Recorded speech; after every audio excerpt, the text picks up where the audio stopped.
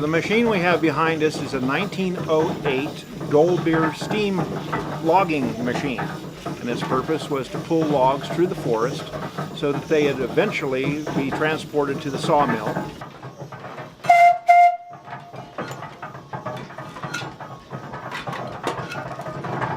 This steam engine operates essentially by a wood fire boiling a steep kettle full of water, creating steam.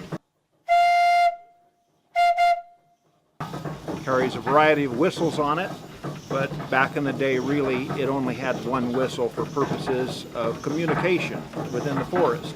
If there was a need for communication over the side of a hill, they would have what's called a whistle punk, a small boy that had a wire that was attached to the whistle, and he would watch the logging operation below and then pull the whistle at the right time so that the steam engineer could engage the machinery and pull the log up from an area where the engineer couldn't exactly see it.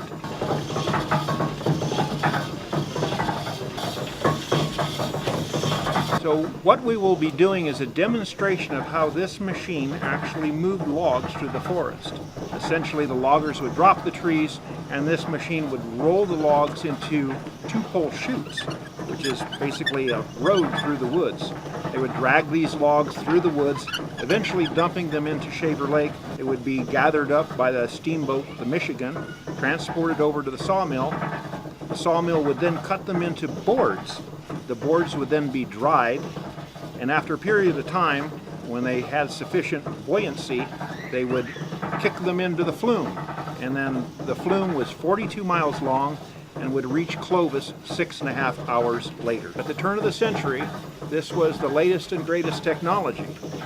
And so for 108 years old, it's a pretty fascinating machine.